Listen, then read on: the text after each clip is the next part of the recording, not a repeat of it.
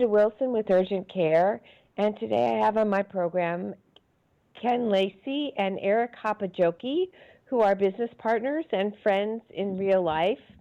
Welcome to the show. Thank you. Thanks for having us. So, how did you two meet each other? Well, was it talking kid stuff, Ken? I mean, you look at, our kids are kind of integrated at various ages. You got soccer, hockey, two community-minded individuals that, it kind of took it to other potential opportunities, and Lakes Jam was where that originally started. And Ken, if you want to talk a little bit about that. Well, yeah, Lakes Jam, we're going into our 8th year, 3-day country and rock festival. And Eryk has been around it ever since I have. I became an owner and the general manager about 5 years ago, and immediately started working with Eryk to help with partnerships. And really, it's just become a relationship where we talk on a daily basis about that and anything else. We're both very much event-oriented people, to say. And so Lakes Jam is a country music festival that happens once a year, right? Yep, it's a country and rock. So It's actually up to a 4-day event now, and we have around 27,000 people there over 3 to 4 nights, and it's usually in the late June at Brainerd International Raceway. We have great camping facilities there, but this year, due to COVID, we've had to postpone. And I mean, COVID has turned the nation upside down. Certainly for businesses like yourself. Entertainment and travel-related businesses. It's really significantly negatively impacted the entire industry. So how do you feel this is going to affect you and your business and going forward? Well, I guess ultimately it'll all depend on the politics in our region. Obviously every state's different in the way they're handling things. But once the event, assuming we're able to have the event, there'll be a lot of different safeguards put in place to make things safer for everybody. Ultimately, northern Minnesota, there's not a lot of cases, but we understand there'll be people coming from all over, and we'll want to make sure that everybody feels safe. But again, it's a personal choice if a person wants to put themselves in that position. But again, we'll do everything we can to make everybody feel safe and go from there. I mean, our artists have been out of work for months. The vendors, everybody has been out of work, and being an outdoor event, that bodes very well because you can space. We have a massive facility at 600 acres, so it's easier to space people. It's just going to be a matter of managing that space that will become a little bit difficult, depending on exact parameters that are put on us for the event and such. What we're seeing is we're not too concerned about people showing up. Everyone we're hearing from wants to be there. And again, we're in northern Minnesota, and even in the Twin Cities, we're very low. I mean, total overall cases and how much it's spreading and everything else. We're not one of the hotbeds. So, again, that probably makes people feel a little bit more comfortable. Well, and I think one of the things that, we see is that it's giving people hope. The last 3 months basically of everything has kind of gone in different directions, and people are, looking for an opportunity to kind of go back to the way life was. If we can do that, it's that hope piece that they're looking to. And again, that's what we see. People are positive and wanting it to happen. Yeah. And then as you pointed out, I mean, for a lot of people, this is an opportunity to restart their livelihood because they've been, entertainers have not been able to perform. Vendors have not been able to present their wares at vendors. It's been a real hardship for those people. Well, and for everybody, we've seen, it's been extremely absolutely it has, and it trickles down to when you look at events getting pulled at that large of a scale. I mean, the gas station, the grocery store, the liquor store, retail merchandise. I mean, it has a huge trickle-down effect with everything that's happened. And I mean, again, people want to be able to not even make money, just to be able to live. And there's a lot of people that their doors have been shut. So again, I go back to that hope piece a little bit. We expect that there's a very huge potential for us if we have the event this year for it to be a loss. We know that that's a potential. We're going to have that no matter what if we have to postpone to next year. But we just have heard so much from our fans that it's, we've just kept the fight up because, everybody wants us to keep fighting for it, and that's what we keep doing. Mm-hmm. It makes so much sense. It gives people, it's an opportunity for a new beginning, right? To start fresh in a certain way and be forward looking. Absolutely. It 100% it is. And again, when you see people talk to us about it, even in public, their eyes light up that you got to have it. We need it. Hopefully it's something we can make a difference with. And is your lineup all set for it? It is. And so we were able to move most of our lineup into the new date. We lost Brothers Osborne as a headliner, and then also Chris Lane we lost, and we'll be announcing his. We have another female artist, which is something we've really been trying to get more and more of, and we'll be announcing her as well on Friday at 10 a.m. this week. The other major artist that we lost was Jackal on the rock side, and we replaced him with Lita Ford, with that band with Lita Ford. But other than that, we've got 25 artists roughly playing, and pretty much all the rest of them have been able to reschedule back to our date. And John Party's headlining on Thursday night for country, and then Saturday night is rock, and Rat's headlining that night. And then we have two other secondary and a third stage that are going on throughout the day too.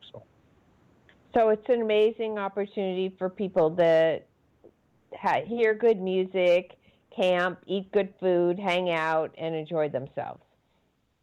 Absolutely. In an appropriate, socially distant way.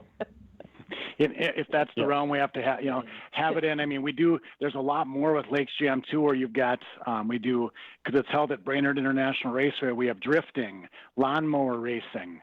We're going to have watercross, so basically snowmobiles on a lake going all around it. From that perspective, there's just so many different other things going on during the day. Bags tournament, poker tournament. We've had traveling art pub. There's something for everybody going just about any time when the event opens. And there be we families. like to consider ourselves more than just a music festival. Right, and it's so you can bring your family. Absolutely. Oh, absolutely. So there's something for all ages as well. Yeah, absolutely. There's all kinds of good entertainment for that. It's a phenomenal place for camping.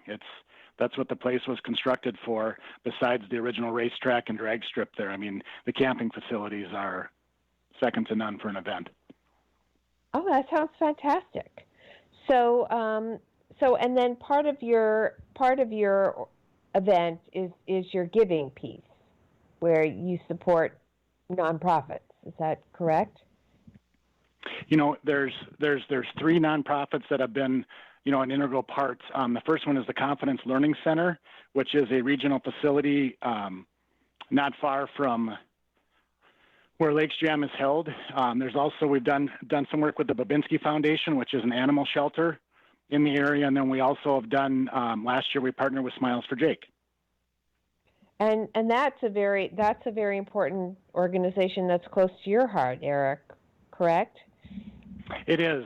Smiles for Jake was started in February of 2019, and it was started originally by a group of high school kids when their very good friend Jake completed suicide, sadly, and they wanted to do something. They originally started Smiles for Jake, and eventually they went with a different organization called the Lighthouse and are doing phenomenal things for mental health screenings. And a group of family and friends of Jake actually took over Smiles for Jake as a suicide prevention movement. It's about awareness. It's about creating hope, kindness, and the ability that even a smile or a kind gesture could make all the difference in someone's life if they're even having a bad moment at that time. Because suicide is a permanent solution to a temporary problem, and sometimes people they're not wanting to reach out for help, but if you were around to maybe make that difference, it can make all the difference in the world. So what are some of the things that people should look for if they think someone might be troubled? Well, one of the things that we did, and this will maybe set the tone a little bit differently, is last year we wanted to make an impact. And one of the biggest demographics of suicides is adult white males, 35 to 44. And we thought, you know what? They're not going to come to us. What if we went to them? And we reached out to Lakes Gym to say, okay, hey, we want to be a part of this event. And it was kind of a work in progress. But what we did was we started advertising on social media, and we wanted people to talk about how they loved their life. Show us pictures. What are you doing in your life? You know, what's important to you? So we started getting pictures of family and friends and collecting them. And what we actually did was we created a video. Now, just remember that video thought, and that was on one of the nights of Lakes Jam. But during the day, before that video was going to be shown, we were going all around Lakes Jam. We were passing out over 5,000 RFID bracelets. So those are the white bracelets that you can end up controlling to music, okay?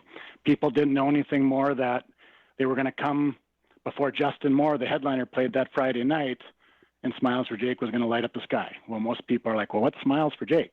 Well, they went around the campground and the whole facility and gave out those bracelets, can koozies, T-shirts, just talking to people. And again, that goes back to, they didn't come to us, we went to them. Didn't say anything more, just giving them a can koozie or giving them a bracelet. And they're like, well, what's Smiles for Jake? And the best example we have is our chair of Smiles for Jake walked up to this group of guys that kind of didn't want anything to do with people or anything, and she just handed them a couple koozies and like, well, what's Smiles for Jake? And she explained it, and she said it really hit home because their guard just dropped. The one guy goes, yeah, my daughter had some issues, and the guy that was his friend didn't know that. Wow. And they started talking about it. And I mean, again, these are rough and tough guys that, you know, they're not going to ask for help because that's the way society's always been. You know, you maybe get one chance and then it's kind of like, hey, buck up. But that was that one great example, even during the day of that. So as we move along to the day, right before Justin Moore played, people knew this was coming. We had our MC go out on the stage in front of 10,000 people and kind of set the tone. And then it drifted to the video. Well, we had, when we talk about people loving their life, that's the Low Cash song. Love, you know. And so what happens is, cue a video, and we've got Low Cash giving Smiles for Jake a shout out onto the Jumbotrons. And Love This Life comes on. Love This Life comes on. And all of a sudden, there's the collage of all the pictures that we've been collecting on social media for the last 2 months.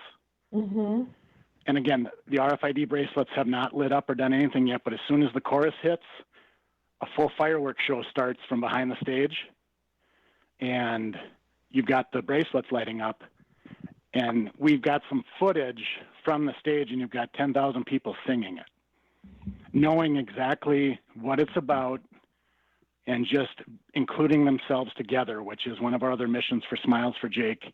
It's about including and making everybody be a part of something. Well, at that moment, and Ken, you can add anything you want on that end too, but at that moment, there was 10,000 people included, all together, you know, for that cause of mental health and that we're all in this life together because we got one life. So inclusion's a big thing for Smiles for Jake as well.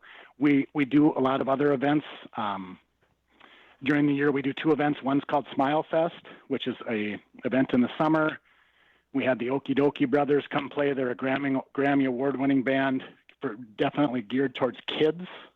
We served, you know, over 1,000 people free food, and we had police and fire trucks there, and just different things like that. Another event we did was Smile Express, which was a Christmas one, where we had Santa, sleigh rides, fireworks in the middle of winter.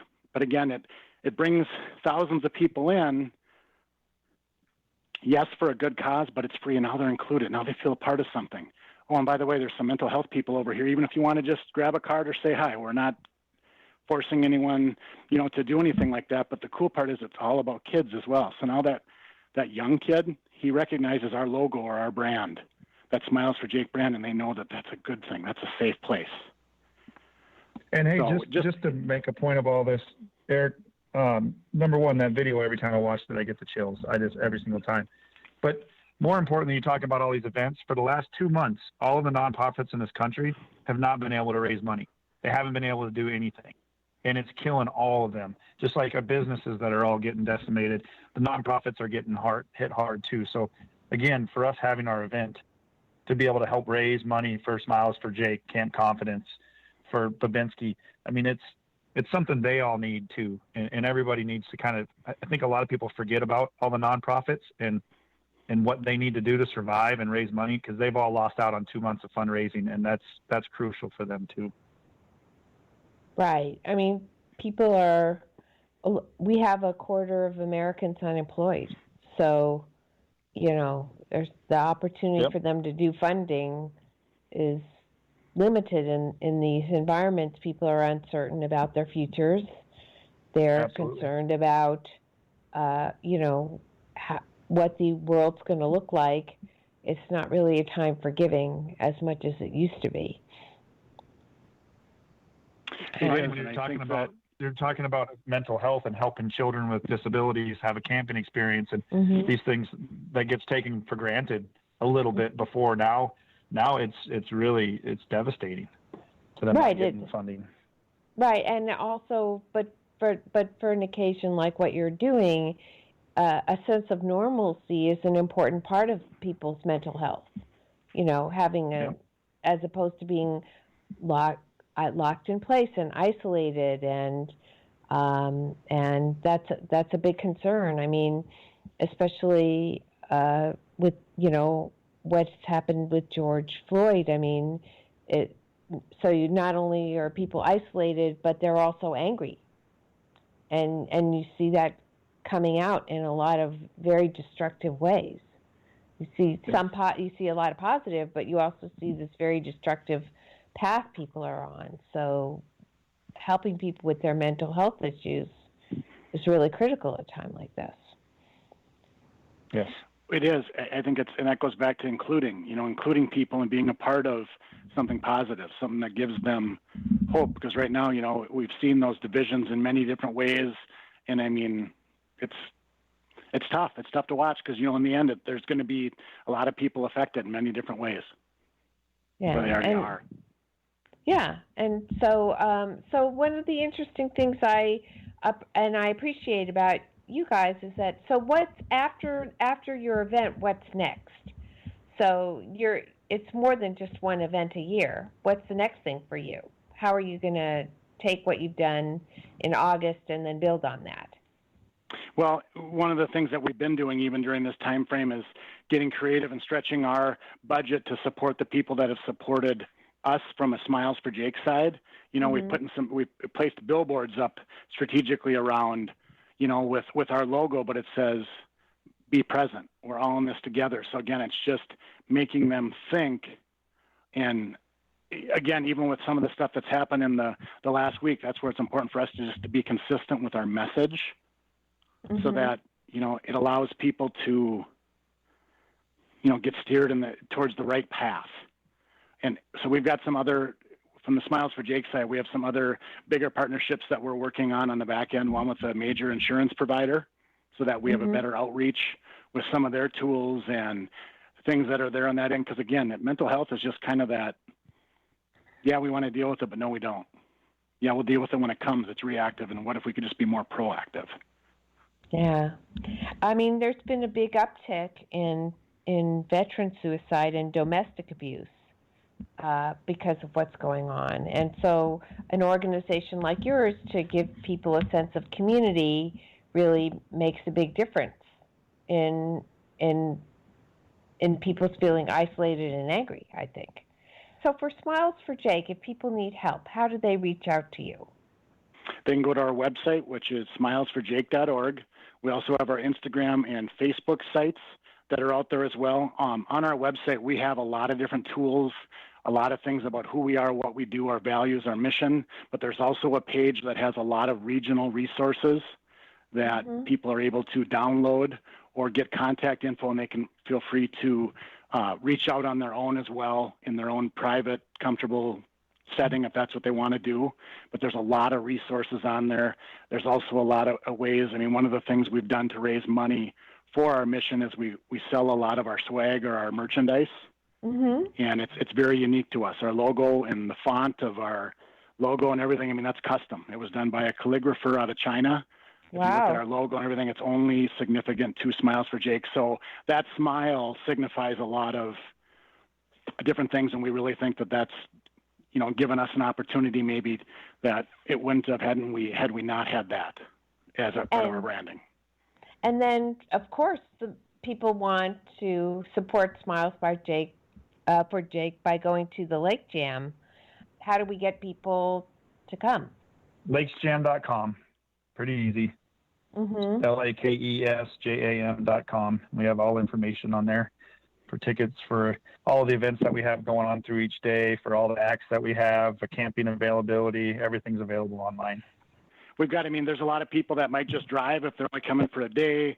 I mean, there's numerous resorts. We have beautiful resorts and golf and everything up in our neck of the woods. There's hotels.